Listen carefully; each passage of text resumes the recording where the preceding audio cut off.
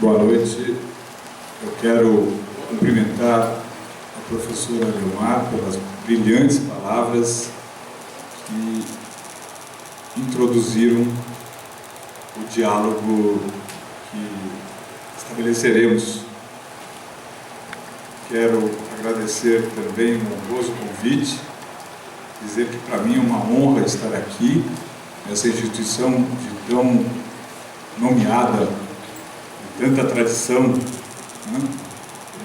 E que tem sido uma amiga, uma parceira heróica do Tribunal Regional do Trabalho na luta que nos irmana acerca de uma sociedade emancipatória. Não só emancipatória das pessoas com deficiência, mas de todo cidadão que vive no Brasil, estrangeiro ou brasileiro. Essa é a diretriz que está na nossa Constituição. Nossa Constituição que libertou o Brasil das garras da ditadura militar. Nossa Constituição que profere valores inderrogáveis da nação brasileira: a dignidade da pessoa, o pluralismo, a cidadania, o valor social da livre iniciativa e do trabalho, a soberania do povo. A Constituição que proclama que o governo deve ser exercido pelo povo e para o povo. A Constituição que nos faz cidadãos, que nos impele a construir uma sociedade livre, justa e solidária, eliminando as desigualdades, erradicando a pobreza, promovendo o bem de todos, sem qualquer discriminação ou preconceito.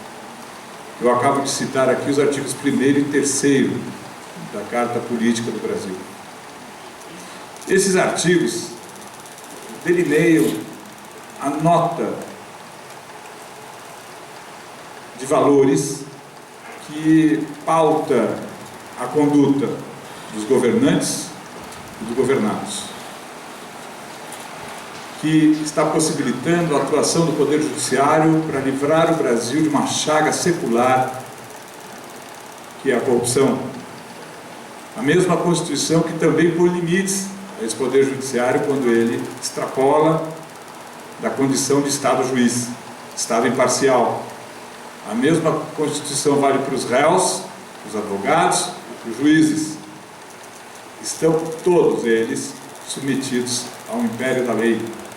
A mesma Constituição subordina ao império da lei governo e governados. A lei é a vontade do povo, expressa por seus representantes. Se o modelo de representação política do Brasil está hoje em xeque, não é a democracia que está em xeque. A democracia coloca este modelo de representação em xeque. Isso é muito diferente. Ai daqueles que pregam o desatino da volta da ditadura. Ai daqueles que creem que a política é problema do governo. Ai daqueles que pensam que não são os mandantes. Os nossos representantes seguem mandatos que nós lhes otorgamos pelo voto. Portanto, a democracia é nossa. E é essa democracia que vai depurar o Brasil. Eu não tenho uma visão pessimista, ao contrário.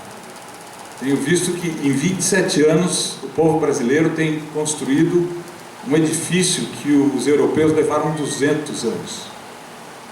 A nossa democracia é bastante jovem, mas é muito forte. E é por isso que eu fico feliz em tratar da Lei Brasileira de Inclusão no conceito da emancipação da pessoa com deficiência. Me parece que a ideia de emancipação atende muito mais às aspirações da Constituição do Brasil. porque ela acolheu a Convenção sobre os Direitos da Pessoa com Deficiência por um ato direto de atuação política da nossa categoria, das pessoas com deficiências. Nós exigimos que o Congresso incluísse essa norma na Constituição e ele simplesmente acatou nossa exigência. Não foi outro discurso, não pedimos, exigimos. Havia uma pequena vacilação dos representantes do povo naquele momento. Nunca fizemos isso, nunca incluímos o tratado na Constituição, não sabemos como fazer. O que dizemos é o seguinte: não nos interessa como vocês vão fazer, mas nós exigimos, nós não queremos nada menos que isso. O discurso não era complacente, o discurso era duro, porque o débito é muito grande. O débito da sociedade brasileira com relação ao cidadão em geral é alto, com relação à pessoa com deficiência é altíssimo. Esse tratado, portanto, foi ratificado com status de norma constitucional em 2 meses. As emendas que tramitam no Congresso para alterar a Constituição tramitam por décadas. Essa tramitou em 2 meses. Ora, em que a Lei Brasileira de Inclusão, ao regulamentar a Convenção sobre os Direitos da Pessoa com Deficiência, portanto a Constituição do Brasil, alterou a vida do cidadão brasileiro? É importante dizer que é uma lei que cuida de um segmento das pessoas que apresentam impedimentos de longa duração, físicos, mentais, intelectuais, sensoriais. A princípio, essa seria uma norma voltada para esse segmento de cidadãos. Mas ela é muito mais que isso. E não estou aqui a fazer nenhum jogo de palavras. Quando a Constituição estabelece que pessoas com impedimentos de longa duração, físicos, mentais, intelectuais e sensoriais, serão pessoas com deficiência na medida em que houver barreiras, as quais, interagindo com aquelas características da pessoa, podem impedir a plena participação dessa pessoa em sociedade, ou mesmo a fruição dos seus direitos, a Constituição está a indicar que a deficiência é um fator político, não mais médico. Político aqui, segundo traduz a Lei Brasileira de Inclusão, é concernente ao aspecto biopsicossocial da pessoa. Quando utiliza a lei a expressão biopsicossocial, ela está querendo dizer que não se trata de uma doença, não se trata de um dodói, de um machucado. Trata-se de uma característica da pessoa, como são tantas outras inerentes à dignidade humana, inerentes à própria diversidade humana. Ter um impedimento duradouro não é problema, não é doença mais. Era no tempo do decreto 3298, que utilizava o Código Internacional de Doenças para definir pessoas com deficiência. Porque até aquele momento, a sociedade mundial via pessoas com deficiência como incapazes para realizar os atos normais da vida. Assim eram as leis, antes da Convenção da Organização das Nações Unidas. Definiam pessoas com deficiências a partir de conceitos médicos, de doenças que indicassem eventuais incapacidades físicas, mentais, intelectuais ou sensoriais. Este era o motor da lei, a incapacidade da pessoa com deficiência. E quem começou a vida no tempo do Paulo, no tempo do Enio, no meu tempo, tinha que provar para o mundo inteiro que não era incapaz. Ou seja, nós tínhamos que emergir do subsolo da incapacidade para o nível da normalidade, daqueles que poderiam pensar que sim, apesar de aparentemente incapazes, eles, puxa, são capazes. Vocês não têm ideia do esforço que isso implica. Ninguém aqui que está vivendo na sociedade democrática do Brasil, sob a égide da Convenção da ONU, que conta com políticas de ação afirmativa, em construção, etc., não pode imaginar o que é o peso de ser tido e havido por incapazes. E é justamente esse o tabu que foi quebrado pela Convenção da ONU. Isso não foi uma ideia que surgiu ao acaso, não foi uma ideia que foi colocada e deu certo. Essa ideia foi construída pelo movimento de pessoas com deficiência desde os anos 80. Nós tínhamos a Convenção da Guatemala, aqui nas Américas, que começou a romper com o conceito médico, adotando uma ideia de que a deficiência é um fator social e não clínico. Mas ela esboçava essa ideia. Mas, de qualquer forma, a Convenção da Guatemala foi o trampolim, foi o patamar jurídico que sedimentou a discussão em termos mundiais. Estabeleceu-se, portanto, o consenso duramente construído por pessoas com deficiência de todo o mundo, que efetivamente ditaram o texto da Convenção da ONU. Eu fui testemunha ocular disso. De fato, meu coração vibrava, meus olhos não viram, mas meu coração sentiu nesse momento. Foi muito forte. Os diplomatas simplesmente transformaram em texto diplomático de direito internacional as aspirações uniformemente balizadas por pessoas com deficiência. Não pense que essa uniformidade foi fácil. Não pense que essa uniformidade se deu de forma tranquila. Não. As discussões foram árduas, começaram em 2002. Em termos de tratado internacional, esse é um tempo muito pequeno para tramitar na ONU um movimento que culmina na elaboração de um tratado. Mas considerando que havia no mundo já uma grande mobilização desde os anos 80 das pessoas com deficiência, o processo que conduziu à elaboração da Convenção da ONU foi o ápice, foi o culminar de longas discussões que se estabeleceram nas Américas, na Europa, na Ásia, enfim, nos 5 continentes, Oceania, enfim, África, no mundo todo. Havia pessoas com deficiência realmente sintonizadas com a ideia de romper o tabu da incapacidade. Ora, em que a Convenção da ONU, portanto, fortalece a democracia do Brasil? Fortalece a democracia do Brasil porque ela vem num momento em que o povo brasileiro já não aguenta mais saber que até aqui a economia brasileira esteve na mão de uma elite que sempre expropriou o suor e o sangue do nosso povo. Ninguém aguenta mais propinas, ninguém quer mais o governo e o império de empresas que trabalham numa irmandade terrível com os poderes estabelecidos. Essa é uma verdade que era notória na ditadura, mas já era do tempo desde o momento que veio Dom João VI para cá. Quer dizer, o Brasil já começou a andar no mundo dos países livres, quando se tornou Reino Unido, uma etapa preparatória da nossa independência, já sob a égide da corrupção. Nós vamos nos livrar dessa chaga, porque a Suécia, que hoje é um dos países mais limpos do mundo, no século XIX era sujo, era imundo, altamente corrompido. A Inglaterra também, os Estados Unidos também, a Itália ainda, apesar da Operação Mãos Limpas, ainda é um país vitimado pela corrupção.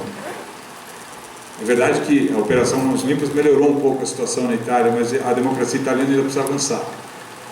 O que eu quero dizer com isso é que a Convenção estabelece a ideia de que a sociedade deve eliminar suas deficiências para receber todos. E todos não admite menos um. Todos significa o que é. Todos. Quando nós, pessoas com deficiência, estabelecemos que não somos nós aqueles que são incapazes. Nós somos pessoas que têm características específicas que precisam ser contempladas pela sociedade. Portanto, o conceito que implica dizer que a sociedade deve se corrigir. A sociedade deve estar apta a receber todos. Pessoas com deficiência, pessoas sem deficiência, mulheres, homens, pessoas de orientação sexual, heterossexual, orientação homoafetiva, qualquer tipo de orientação, enfim, né? Pessoas brancas, pretas, pardas, índios, todos, brasileiros, estrangeiros, todos. Portanto, quando se estabelece na lei de inclusão que a deficiência está nas barreiras, que são as barreiras arquitetônicas, né, Ricardo? Que impedem o direito de ir e vir. Direito de ir e vir. Barreira arquitetônica afeta diretamente o direito de ir e vir, que foi uma das conquistas da Revolução Francesa, para que as pessoas pudessem andar pela Europa sem prestar conta aos reis. Quando se removem as barreiras comunicacionais, quer-se aqui garantir o direito de livre expressão. Quando se removem as barreiras atitudinais, quer-se aqui assegurar plena participação de todos, com ou sem deficiência, em sociedade. Atitude preconceituosa, essa é a barreira que deve ser removida, o preconceito, que ainda está arraigado na tradição milenar de que pessoas com deficiência são incapazes. Então, ao se remover as barreiras atitudinais, asseguram-se direitos como participação em lazer, participação em atividades culturais. Quando se quer remover as barreiras atitudinais, quer-se também garantir o acesso ao trabalho, à vida afetiva, o direito ao conforto. A gente não quer só comida, não é isso? Como diriam os titãs. Vejam, quando se fala na remoção de barreiras de transporte, quer-se assegurar o direito também de ir e vir a todos, que vai assegurar por sua via o direito ao trabalho, ao lazer, à cultura, etc. Porque sem ir e vir, você tem acesso aos locais onde esses direitos se vivificam.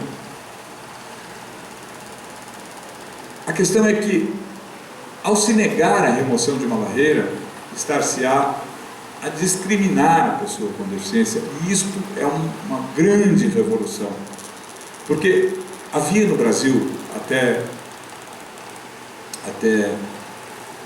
a entrada em vigor da Lei Brasileira de Inclusão, e mesmo da própria ratificação da Convenção, uma lei que era a Lei 7.853, que dizia que negar oportunidade de emprego, de estudo a pessoa com deficiência sem justo motivo é crime, pena severa de 8 anos.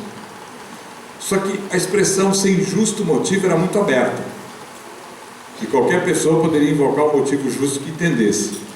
Por exemplo, eu não posso adaptar uma escola que tem 1000 alunos para receber um único aluno cego, e eu fui expulso de uma escola por isso. E essa era a atitude comum na época, e o argumento foi só esse.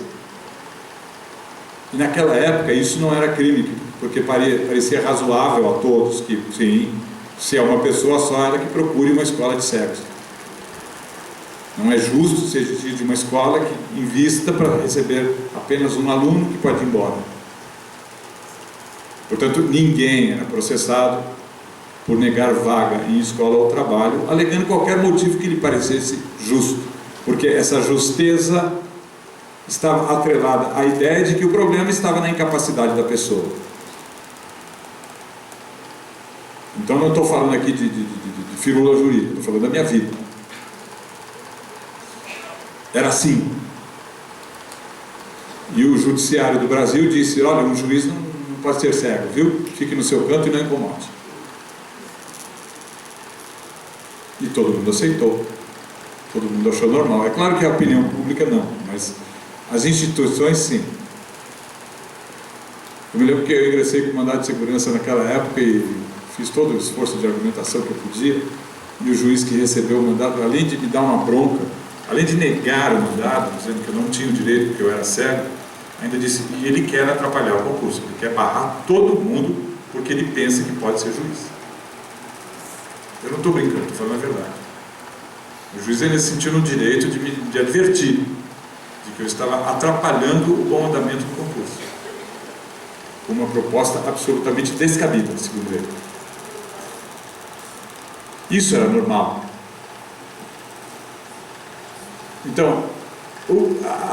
ao dizer que a recusa de adaptação razoável implica discriminação, e o que é adaptação razoável, segundo o mesmo artigo 2 da Convenção e da própria Lei de Inclusão, no artigo 4º, se não me engano. A adaptação razoável é o ajuste, a adequação eficiente,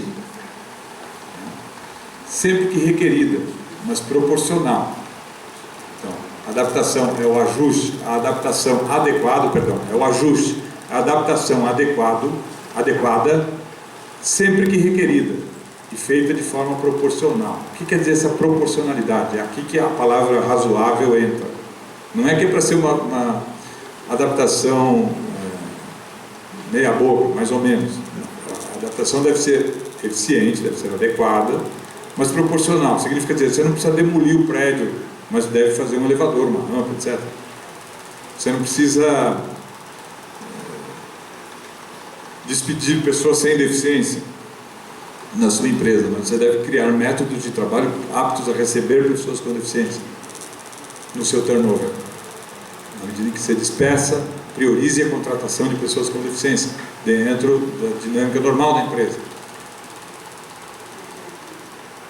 Enfim, adaptação razoável, portanto, é a adequação do meio, e a recusa desta adequação do meio implica discriminar, e discriminar é crime, pena 1 a 5 anos de reclusão, significa que dá cadeia. Não é uma pena que possa ser mitigada por outra pena. Reclusão significa, quando o Código Penal fala em reclusão, ele quer dizer o seguinte: não existe prisão domiciliar, não existe nada. Reclusão é reclusão. Que é diferente de detenção. A detenção é que admite essas mitigações que não se dão com a reclusão. Portanto, é um crime severamente penado. A negativa de adaptação do meio. Então, hoje, se uma empresa nega vaga, se uma escola nega vaga a um aluno com deficiência, está a negar a adaptação razoável. E deverá ser provocada pelo Ministério Público a demonstrar que esgotou as tentativas viáveis de adaptação. E essa prova o Ministério Público pode exigir do investigado. Vejam, isso muda tudo. Isso é uma virada radical no quadro jurídico. Nós devemos defender isso ferrenhamente. Porque hoje as pessoas com deficiência não são incapazes mais. Mesmo as pessoas com deficiência mental ou intelectual, que antes eram definidas pelo artigo 3º do Código Civil como absolutamente incapazes, porque o Código partia do pressuposto de que pessoas que têm alguma afetação intelectual ou mental não podem compreender a realidade que lhes cerca, portanto a lei já lhes impunha a pecha de absolutamente incapaz. Isso era a morte civil do cidadão com deficiência mental ou intelectual, porque o juiz era obrigado a interditá-lo e de forma absoluta. O curador, o tutor, substituíam a vontade da pessoa por atelada ou tutelada, por imperativo legal, porque a lei dizia, são absolutamente incapazes, ponto. Significa que é uma pessoa a menos no mundo, é uma pessoa que está aquém das outras no mundo. Vive, mas não vive. Vive, mas não é.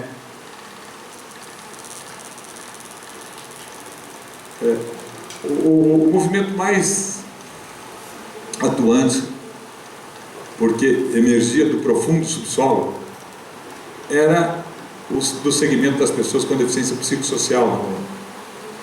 Imaginem, um médico, ao dar uma penada, decreta uma pessoa dessa, se terminar a internação, a prisão perpétua, sem julgamento, sem contraditório. Pensem nisso.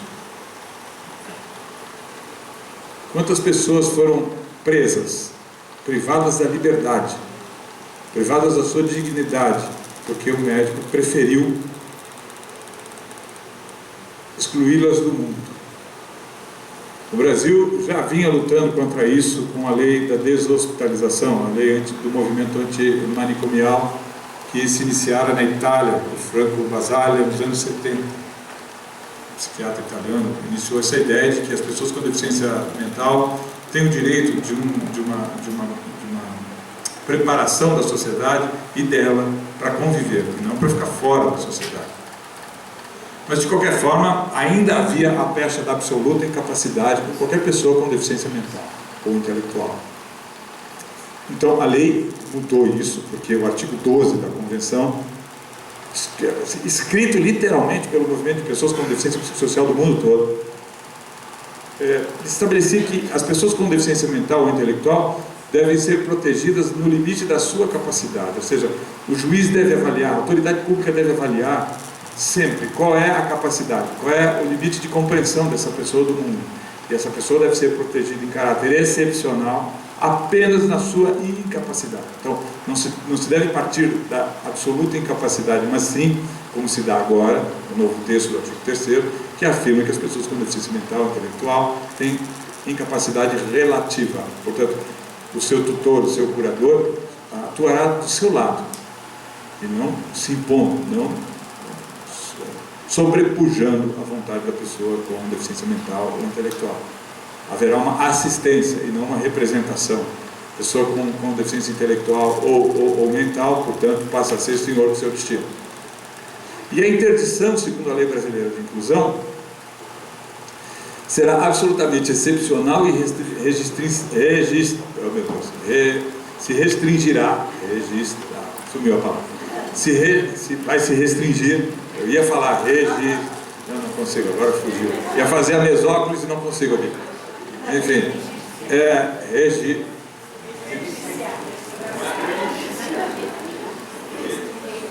Muito obrigado, professor. Restringir-se-á, professor, gratíssimo.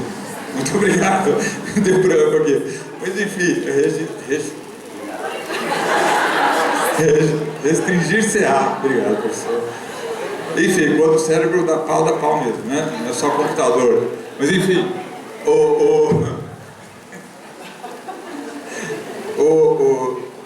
o juiz vai se restringir, para facilitar para mim, vai se restringir a interditar os aspectos patrimoniais, não mais afetividade, não mais sociabilidade, não mais opções, orientação sexual e tudo mais. A pessoa com deficiência intelectual ou mental terá a interdição em caráter excepcionalíssimo, suplementar e estritamente patrimonial. Que maravilha! Isto foi a alforria social dessas pessoas. Alguns pais estão preocupados, né? Porque, bem, a realidade agora é outra. Eles não vão mais colocar o filho numa redoma e mantê-los ali. Eles vão ter que lidar com a ideia de que esse menino, que essa menina, que esse homem, que essa mulher são cidadãos também.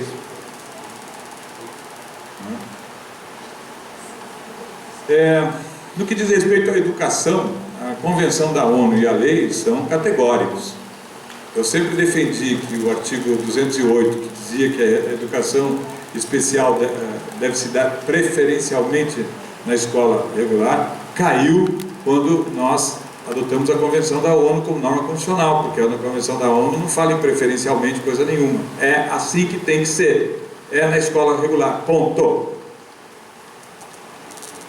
Porque os direitos humanos se pautam pelo princípio da evolução, né? Do asseguramento de evolução, da construção do processo de edificação dos direitos humanos. Portanto, se esse tratado internacional não dá alternativa de preferencial, a escola regular passa a ser a regra. Ponto. Eu só acho que aqui no Brasil nós estamos radicalizando numa situação que não era para radicalizar. Aqueles que são contra a escola regular, porque elas não estão prontas e eu não quero pôr meu filho em situação de fragilidade. Isso é um medo que eu respeito. Só que, enquanto isso não for feito, as escolas regulares não vão receber as pessoas com deficiência. Também há aqueles que falam, não quero mais escolas especiais porque elas são guetos que têm que ser eliminados. Isso também está errado. Porque, historicamente, as escolas especiais ocuparam um espaço que o Estado jamais ocupou. E se o Estado quiser aprender, vai ter que ser com elas. Portanto, na minha opinião, ambas devem andar lado a lado. Para, sim, de forma resoluta e retorquível, colocarem-se as pessoas com deficiência nas escolas regulares. Por quê, gente? Porque a escola é o primeiro lóculo, é o primeiro foro democrático. É na escola que você aprende as regras de disciplina social, é na escola que você aprende como paquerar, na escola que você aprende a respeitar o mestre, na escola que você aprende a lidar com as questões inerentes à idade, né, de sexualidade, enfim. É o primeiro espaço democrático, é a escola. Aliás, acho que o maior problema do Brasil é esse, que as crianças ricas estão nas escolas particulares, as crianças não ricas estão nas escolas públicas. Quando todas deveriam estar em escolas públicas de qualidade em tempo integral. Todas.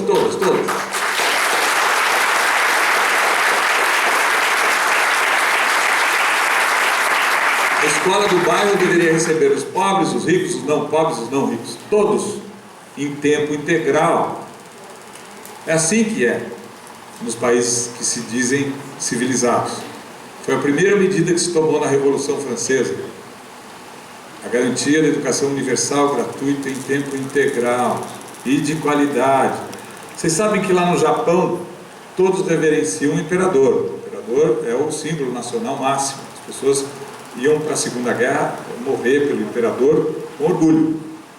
Então, o povo japonês tem um profundo respeito pelo imperador. Ele representa uma tradição milenar da nação japonesa. Ora, ele, imperador, no entanto, para e reverencia quando se depara com o professor.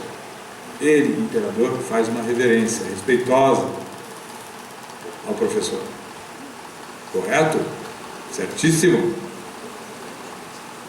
Nós, professores, temos uma responsabilidade inenarrável, incomensurável, que é de transmitir o conhecimento. A transmissão de conhecimento é que faz possível a civilização. Sem isso não há civilização. Civilizar significa tornar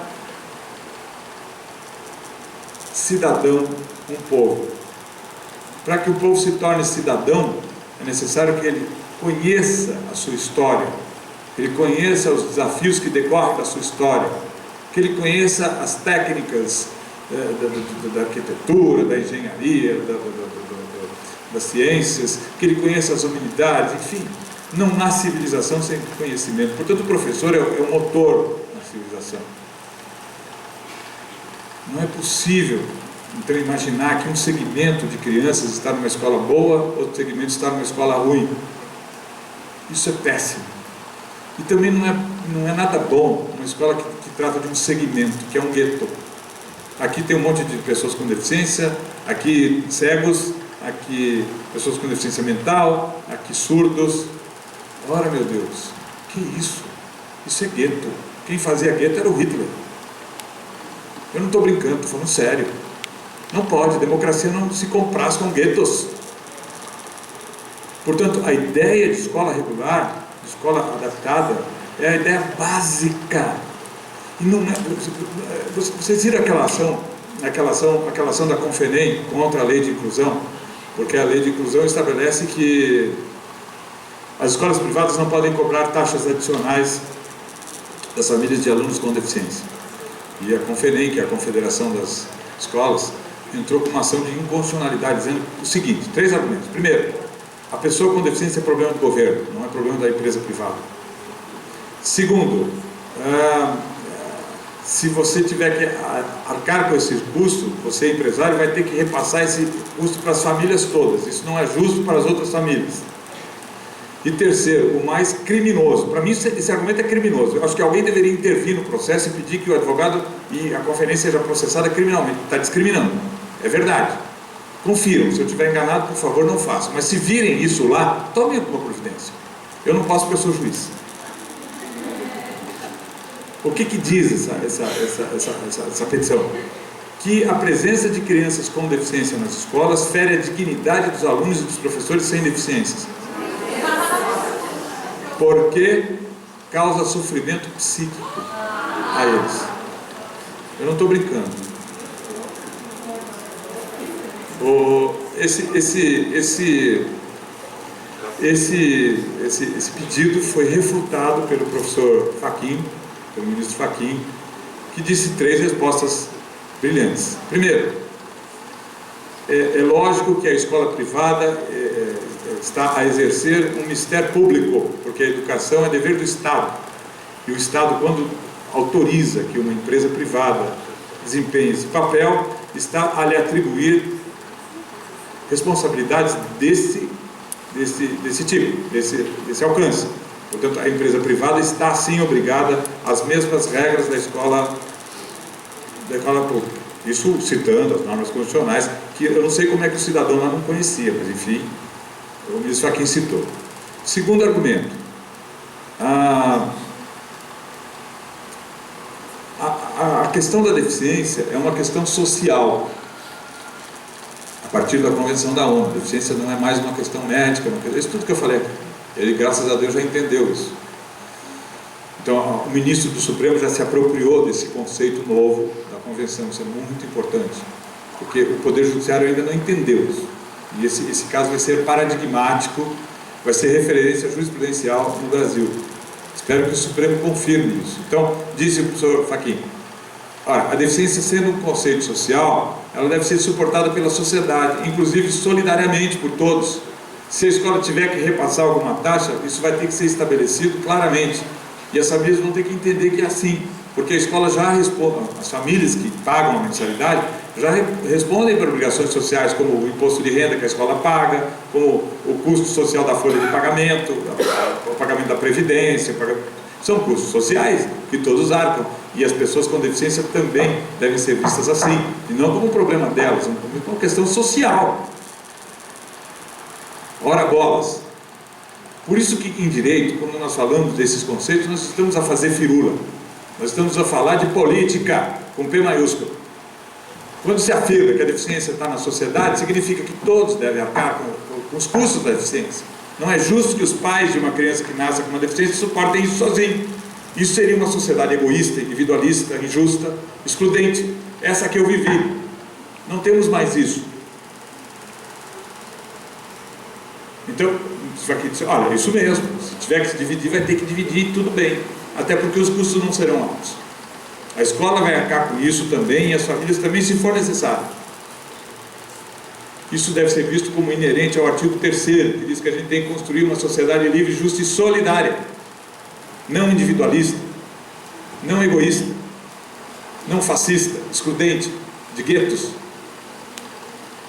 Ora, e o terceiro argumento, é claro, é muito mais digno para as crianças com deficiência lidar com a diversidade humana. Elas vão aprender muito com as crianças sem deficiência. Lindíssima a lição do ministro Fachin. Leiam, procurem na internet. Então vejam, isso já é a convenção, a lei de inclusão, repercutindo na vida de todos, não só da pessoa com deficiência. As famílias vão ter que arcar de bom grado com o custo adicional de um aluno com deficiência. Porque um dia elas podem ter filhos com deficiência, irmãos, primos, etc. Essa ideia de que o deficiente é problema dele, acabou.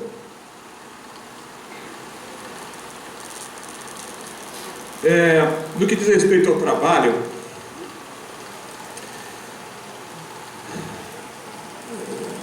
dois pontos importantes na lei de inclusão. Nós tínhamos um problema muito sério para fazer cumprir a lei de cotas, que é o benefício de prestação continuada. Muitas pessoas o recebem e não querem perdê-lo, portanto não trabalham formalmente, trabalham informalmente. Eu compreendo, acho que eles estão certos, não querem trocar o certo pelo duvidoso. Algumas alterações anteriores precisavam estimular, sim. Permitiu-se que ao ingressar num contrato de aprendizagem na empresa, você acumulasse um BPC. Permitiu-se também que com a perda do emprego, o benefício perdido fosse possível de ser reavido. Não adiantou. As pessoas com deficiência continuaram trabalhando informalmente. Então, a lei criou o benefício auxílio inclusão, que, no entanto, fez de uma forma absurdamente demagógica. Isso é uma crítica que a minha queridíssima, amada companheira de trincheira, a deputada Mara Gavrilli, já ouviu de mim. E ela falou: Ricardo, não deu jeito, o Congresso é aquilo lá, a gente faz de um jeito, sai do outro, saiu do controle. Por quê? Porque a Lei Brasileira de Inclusão diz que o auxílio inclusão vai ser regulado por outra lei. Ora, bolas. Então, faz uma lei pedindo que outra faça, então não fez. Não fez. Né? Eu espero que, pelo menos, se é que há algum laivo de moralidade naquele Congresso ainda, que eles tomem isso como uma demanda urgente. Eu não acredito que eles tenham esse laivo de moralidade, infelizmente não tem. Nós estamos vendo, né, são 300 e tantos que já estão na roda aí. Esses que estão lá na ponta do iceberg, imagina, ainda não vê, infelizmente. Mas, gente, eu não estou falando isso porque política é madraga, não, estou falando isso que, bom, nós estamos limpando esse país, nós estamos, desculpa eu usar uma expressão feia, mas não pode ser outra, nós estamos espremendo esse furúnculo horrível, nojento, dói, mas tem que espremer, fazer o quê? É dor de crescimento democrático, é horrível, é fétido, mas precisa. Essa dor a gente tinha que passar, mais cedo ou mais tarde. Eu acho que houve um equívoco histórico no Brasil, se me permite aqui o professor de Direito. Nós devíamos ter votado pelo parlamentarismo no plebiscito. Erramos. Porque se a gente tivesse parlamentarismo hoje, por exemplo, o presidente da República convocaria eleições gerais, imediatas. Eleições gerais significa todo mundo dança. Executivo e legislativo, todo mundo perde o mandato. Vamos votar de novo. Só que a gente ia votar com o calor da história. A gente sabia muito bem que ele tinha acabado de ser eleito e estava lá na lista de sujo. Esses caras, a gente não ia eleger o Collor de novo, a gente não ia eleger o Maluf de novo. Meu Deus. Não é? Ok. A gente tem que reconhecer também que a gente, vou te contar, viu? Eleger Maluf de novo, Collor de novo, como pode isso? Não é? Então tá, o povo brasileiro também tem culpa nisso. Se é que se pode falar catolicamente nisso. Enfim, estou falando de história. Ok, vamos crescer com a depuração democrática e a Convenção da ONU é para isso. A gente tem que parar, nós do segmento aqui, parar de olhar só para o próprio umbigo. Achar que cego cuida de cego, surdo oralizado cuida de surdo oralizado, que odeia surdo não oralizado e vice-versa, e que parará, e o pessoal fica brigando entre si e olhando só para o segmento.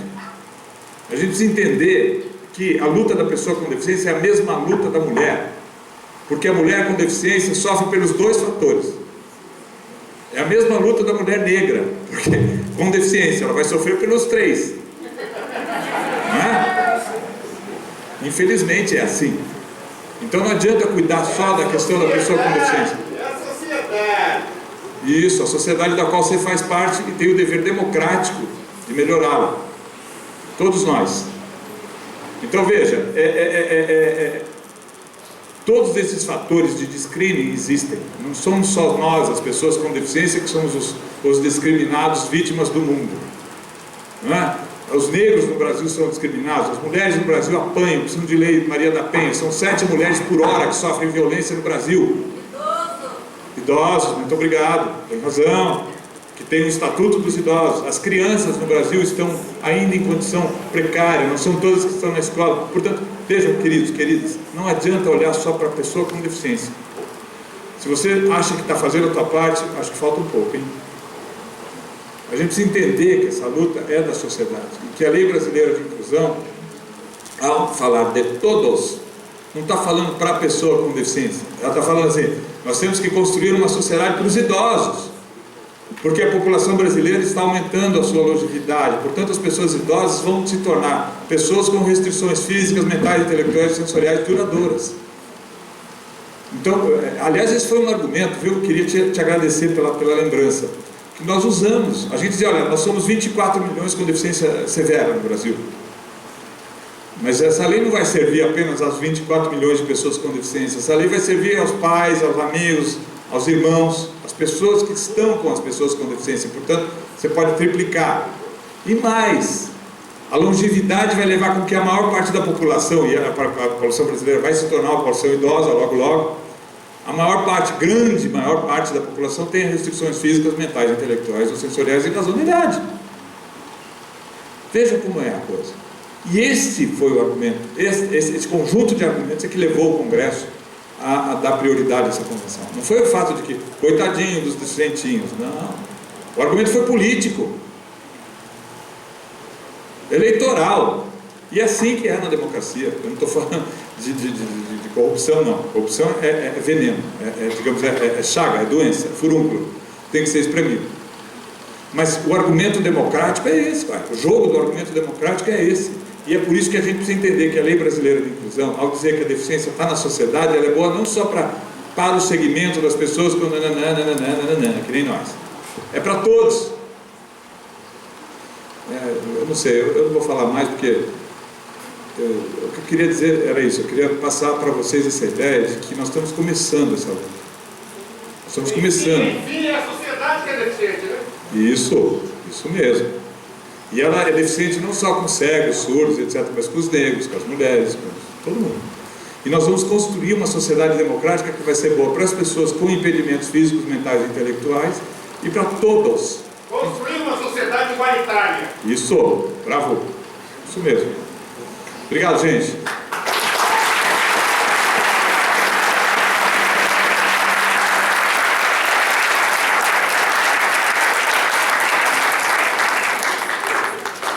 Eu queria pedir uma gentileza, pedir desculpas ao Enio, pedir desculpas ao Paulo. Eu vou ter que sair, eu tenho um compromisso pessoal que eu preciso então, respeitar e eu já tinha pedido à professora... Pode ir que eu deixo. Você deixa.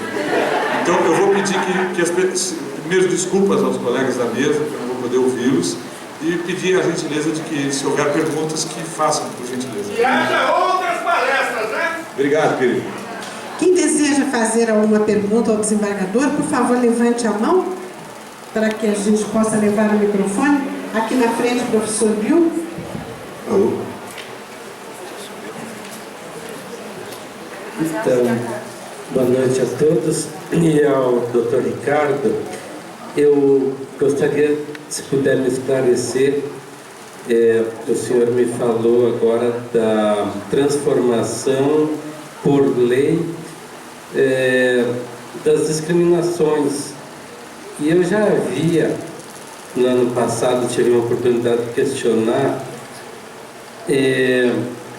o INSS, por exemplo. Eu acho que ele se utiliza ainda de termos pesados e as pessoas estão acostumadas a aceitar.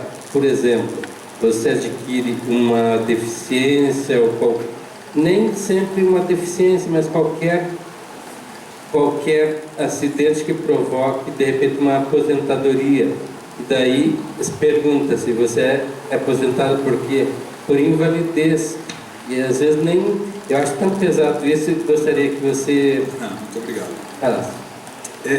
Essa é uma palavra que estava nas constituições anteriores. As pessoas com deficiência eram definidas como inválidas. Em espanhol ainda se usava também a expressão minusválida. Não é isso, Caio? Hã?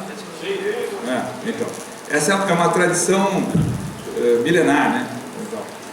Na verdade, a aposentadoria por invalidez nem é de invalidez. Ela trata de uma pessoa que está incapaz momentaneamente para o trabalho. Embora a lei diga definitivamente incapaz para o trabalho. Só que a lei também diz que a pessoa que está sob aposentadoria com invalidez, por invalidez, tem o seu contrato de trabalho suspenso, sabe, professor? A aposentadoria por invalidez não extingue o contrato de trabalho, ela suspende o contrato de trabalho. Portanto, a lei pressupõe que esse contrato deve ser reativado, e essa pessoa com invalidez tem o direito a reabilitar-se. Então, embora a lei diga que a invalidez é incapacidade permanente para o trabalho, existe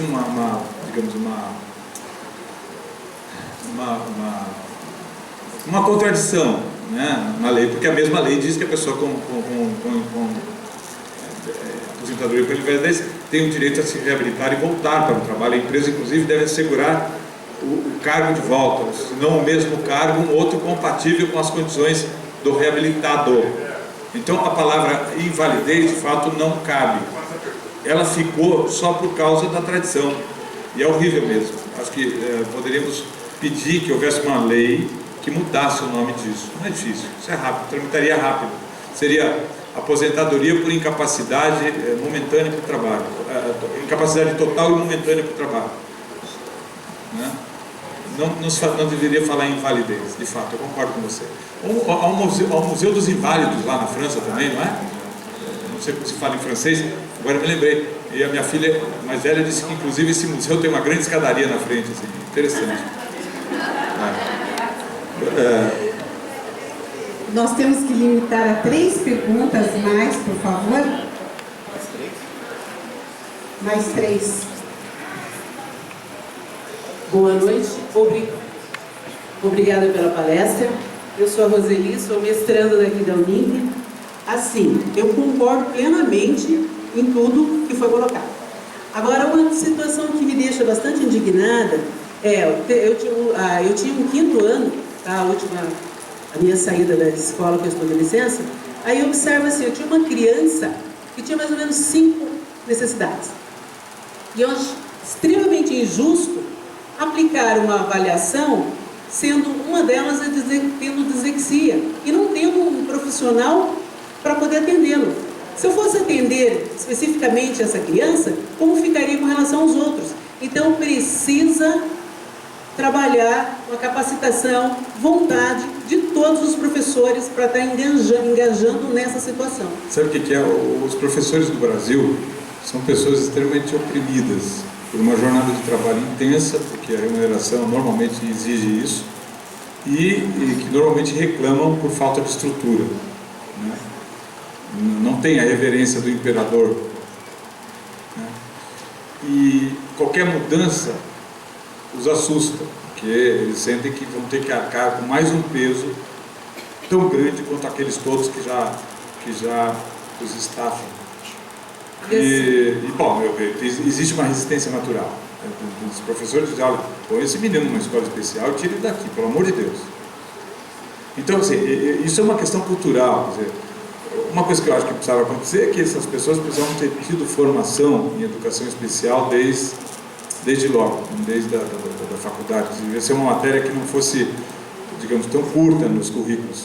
Deveria acompanhar a formação mais tempo. Por exemplo, nós temos em direito, o direito civil, que é uma matéria que acompanha os alunos por 5 anos. Eu acho que é exagero isso, mas enfim, de qualquer forma se entende que direito civil é uma matéria que, ainda que você vai ser criminalista, você vai ter que saber direito civil. E isso devia acontecer também com educação especial. Me parece que deveria ser uma matéria que tivesse mais espaço no currículo da formação dos professores. Mas, ok, isso é um problema estrutural, portanto, a solução está a médio e longo prazo. De qualquer forma, hoje, o que se deve fazer é dar a esse professor toda a estrutura que ele precisar. E essa estrutura deve ser custeada pela escola, ainda que partilhada por todos os que pagam a mensalidade. Não é justo, por outro lado, que a família pague isso sozinha, porque a deficiência é uma questão social, né? Então essa escola tem que estar apta realmente para todos. Realmente para todos. E todos é todos mesmo. Não tem exceção na palavra todos. Você entende? Então esse é um aspecto que nós vamos ter que construir. Não é fácil mesmo. Veja, a ideia de um juiz cego era tabu. Hoje, eu não sou mais o único juiz. Eu tenho a grande satisfação de ter sido o primeiro juiz cego, mas era muito triste ser o único. Hoje já há um juiz cego, um juiz federal, que nem o Moro, em carreira lá do Moro, em São Paulo, um menino que passou o ano retrasado, se não me engano. O Diniz, lembra o nome dele? Diniz está aí? Ed Lira Leal. É isso aí, Ed Lira Leal. Então, o fato de não ser mais o único é que me agrada. Muito mais do que ter sido o primeiro. Porque não foi fácil, não foi bom ser o primeiro. Nada bom. Mas saber que eu não sou mais o único, isso sim, me deixa muito feliz. Entende? Então, as coisas têm que ser construídas, querida. E você tem razão de ficar bravo. Tem que ficar brava mesmo, porque não é justo que o professor tenha que lidar com uma demanda tão especializada, sem apoio, sem estrutura. Senão você faz demagogia. E demagogia não dá, né? Chega de demagogia. Demagogia é a negação da democracia.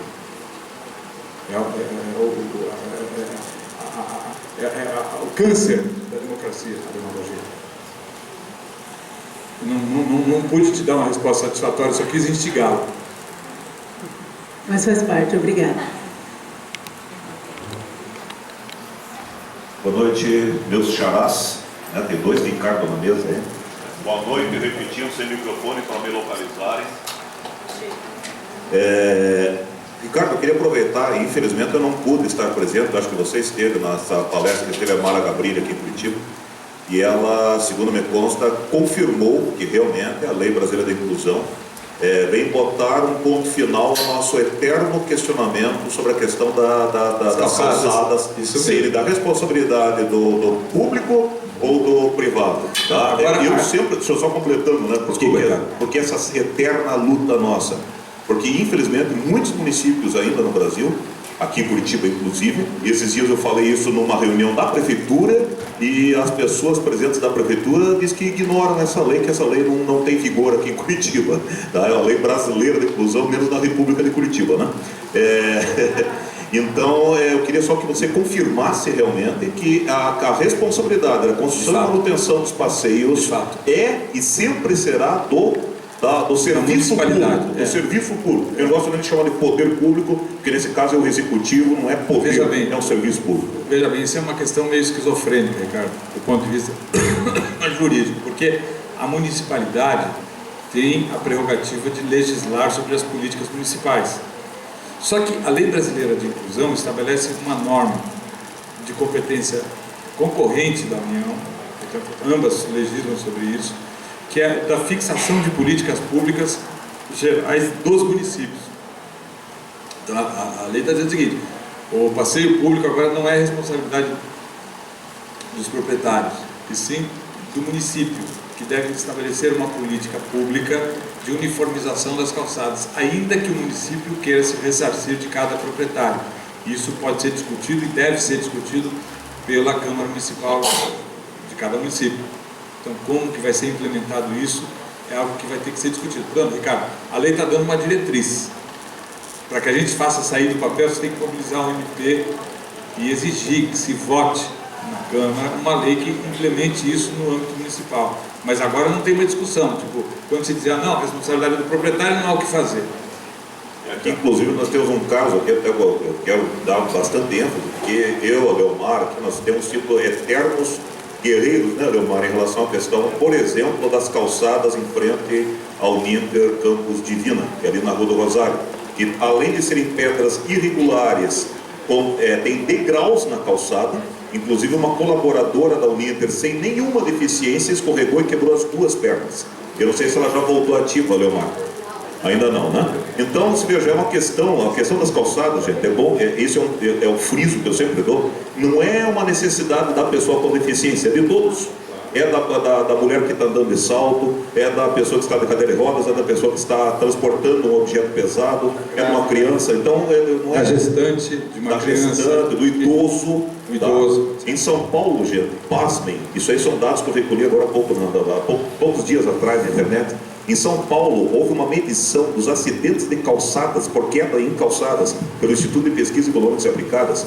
Houveram mais acidentes, o índice de tragicidade, de custo, foi maior entre queda de pedestre em calçada do que acidentes com veículos. Então, é uma situação de saúde nacional, entende? Ricardo, então, assim, a lei de inclusão, é legal você dar uma olhada ali. A lei da inclusão diz assim: as calçadas serão uniformizadas, padronizadas pelo município, que estabelecerá os critérios caso a caso. Então, é uma diretriz geral de que o município deverá assumir isso. Se ele quiser, eventualmente, votar uma lei no sentido de dar desconto do IPTU de quem fez, sei lá, isso vai ter que ser discutido em cada município. Então, querido, não resolveu, só deu uma diretriz. Nós vamos ter que lutar politicamente para tirar isso do papel. Mas quando alguém do município te falou que isso não obriga a cidade, está enganado. Obriga a lei que a cidade vote uma lei municipal implementando essa diretriz nacional. Então nos ajude nisso aí, Ricardo. Obrigado, viu? Obrigado, muito bom o seu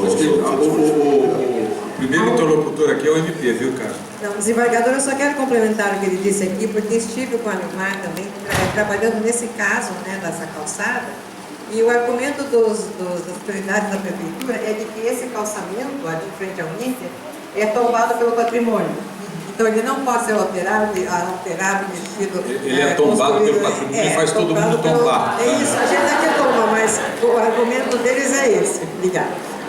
Eu cheguei a fazer um trocadilho deles, falei, tira essa calçada do livro Tombo do Estado, que eu deixo publicar o livro dos tombos históricos na calçada. Isso. Ô, cara, isso é sério, a questão do tombamento dificulta um pouco, mas é evidente que o tombamento não pode priorizar-se em detrimento de direitos de livre trânsito de todos. Né?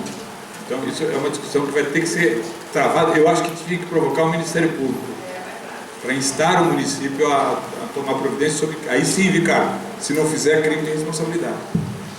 Por favor. Entendeu? Segunda-feira estamos lá. Entendeu como é? Se não fizer, crime de responsabilidade.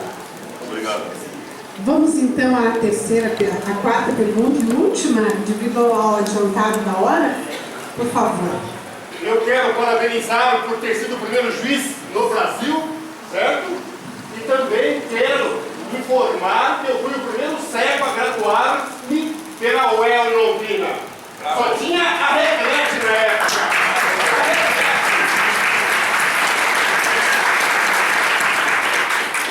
E todo o material que era distribuído em sala de aula vinha em tinta.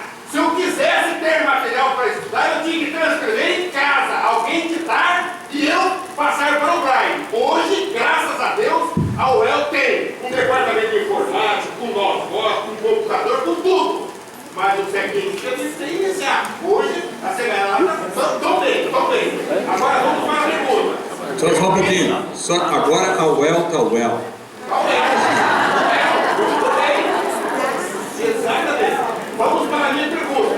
Eu tenho uma filha, síndrome de Down e autista. Como é que fica a situação dela? Ela não tem o benefício que o Brasil dá, eu não tenho. Ela já tem 17 anos. Não tem porque o meu salário é maior, porque tem salário. Não pode ter, não tem o benefício. Ela estuda na escola de primavera aqui em Curitiba, escola especial. Por quê? Porque eu a mantive até o 4º ano numa escola privada. Mas chegando no final do ano, as pedagogas chamavam os pais. Pais, vocês acham que nós devemos passar na Natália ou não? Mas eu que sei. Eu que sei se eu devo passar de ano se não. Entende? E se quisesse que eu tivesse uma corregente em sala dela, eu tinha que pagar. Não, vou ficar dando dinheiro à toa, vou nada. O Zezal Primavera está muito bem lá e algum detalhe. A última sala de aula dela tinha 31 alunos para uma professora. E a mesma tarefa para casa que a sala toda levava, ela também levava. Que diferença é essa? Que diferença é essa? Agora vamos para uma pergunta. Eu sou aposentado, a minha esposa é aposentada, a minha filha não tem benefício e, se por acaso a minha filha capacitar e ter alguma porção, alguma coisa, ela vai ser registrada no 4º mês, 2 meses, será quando? Certo? Ela sendo registrada, ela perderá o benefício da minha aposentadoria e da mãe dela. Olha, é justo? não é justo não. Isso era para estar na lei, a sua pergunta é pertinente. Eu agradeço. Isso, nós pedimos que o Congresso votasse isso. A deputada Mara Gabrilli propôs no projeto. Como é seu nome, cara? Anastácio. Você que é o Anastácio, prazer. Ok. Desculpa, Anastácio, eu sou um péssimo fisionomista, não te reconheci. Ô, Anastácio, eu agradeço a pergunta. De fato, a deputada Mara Gabrilli fez um artigo nesse sentido, de que o trabalho não excluiria o direito à pensão de pessoas com deficiência mental ou intelectual. Só que o Congresso não votou, não passou. O que eu sei, meu caro Anastácio, é que o pessoal, você deve saber disso, o pessoal da síndrome de Down tem conseguido esse tipo de proteção por medida judicial. Você está a par disso? Eles pedem que o judiciário declare que, caso a pessoa com deficiência venha a trabalhar, mantenha o direito da pensão, no caso da ausência dos que a sustentam. Então já há decisões da Justiça Federal, Anastácio, que estão assegurando isso, porque essas decisões fazem uma leitura da lei a partir da Convenção da ONU, meu caro. Então, quando a Convenção da ONU diz que a pessoa com deficiência mental ou intelectual deve ser respeitada na sua capacidade e interditada apenas do ponto de vista patrimonial, Anastácio, quer dizer o seguinte, do ponto de vista patrimonial ela vai ser protegida sempre, ainda que ela trabalhe. Você está entendendo? Então, acho que você precisa procurar no pessoal da Síndrome de Down, porque já há decisões muito boas que o judiciário está dando. É o judiciário segurando as pontas de tudo nesse país. Entendeu, meu cara? Eu fiquei preocupado, olha. Não. Já há uma jurisprudência a favor da sua filha. Ela pode, inclusive, vir a trabalhar. Mas convém que você veja como é que os pais de Síndrome de Down já conseguiram isso. Porque não precisa inventar roda. Entendeu? Dá uma estudada lá nas ações que já foram feitas. Qualquer coisa, entre em contato comigo por intermédio da professora Eleomar. Ela tem meus dados.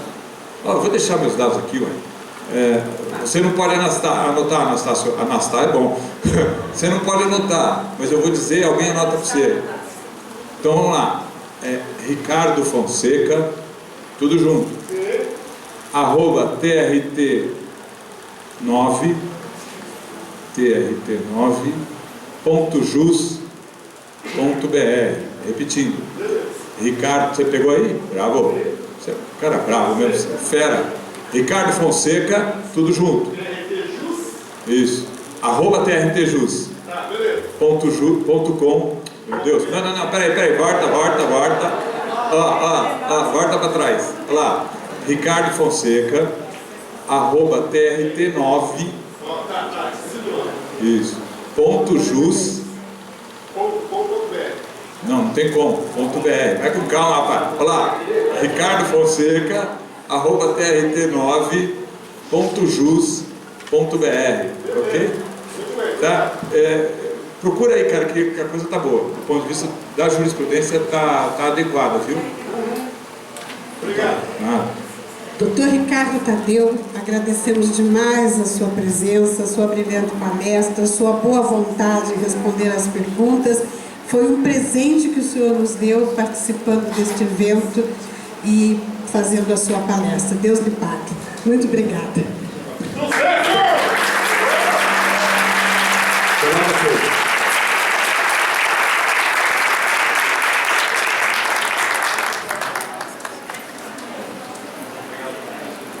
Obrigado, gente. Desculpa aí, desculpa, Paulo.